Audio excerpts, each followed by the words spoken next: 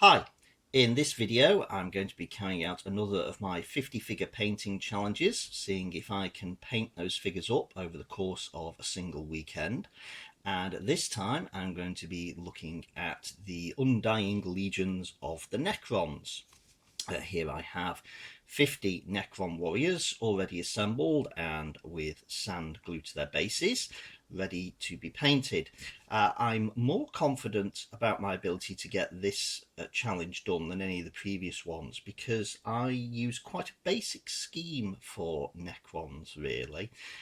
So I'm hoping it'll also be a demonstration of just how easy it can be to get a basically painted army of Necrons on the field. Of course, I'm going to start by spraying them, and spraying them is going to be a two-part process. First of all, it's going to be Chaos Black for the undercoat, and then after that I'll be giving them a coat of Lead Belcher. Well, here are the freshly sprayed figures, already looking pretty robotic with their Lead Belcher base coat. And now I'm going to move on to the hand painted colours. I'm actually going to start by painting the sand covered bases, and I'm going to be doing that in the Messy Desert. So here are the figures with their bases painted, just gone over them completely in the Messy Desert. And next I'm going to move on to Gehenna's Gold, and all I'm going to use that for is the little plate here on the chest of the figures. Now that I have painted the chest plates with the Gehenna's Gold, I'm going to proceed to give these models an ink wash, and I'm going to be using Agrax Earthshade. This will be used to cover the model and also the top part of the base. The only things that don't need covering are the sides of the base and the weapons. The Agrax Earthshade wash has now been applied, and that has the effect of making the metallic bodies of these Necrons look a lot older and more tarnished. It also sort of picks out the irregularities of the sand glued to the base.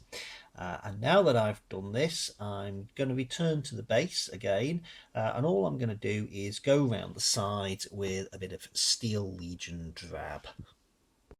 The Steel Legion drab has now been applied to the bases. This just gives a bit of contrast to the Messy Desert that's on the top of them.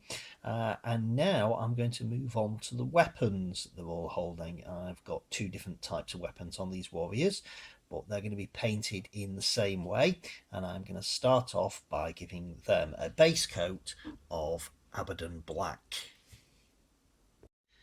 The Necron Warrior's weapons have now been given a base coating of black, and it looks as though my confidence that I'll be able to manage to paint all these 50 figures over the weekend was certainly well placed, because it's not even 6:30 on Saturday, and I'm almost done. All I need to do now is the parts that I paint in the Tesseract Glow. Before I can do that, though, I need to use some Corax White to give a better base that I can use that paint on.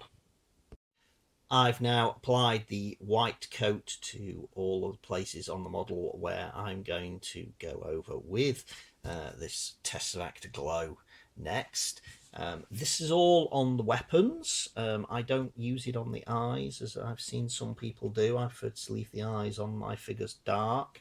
Unfortunately, I'm not the greatest at fine detail painting, so some of the points on the weapons are a bit messy, but it tends not to look too bad overall, especially once I've got the Tesseract Glow on, and that's what I'm going to do now.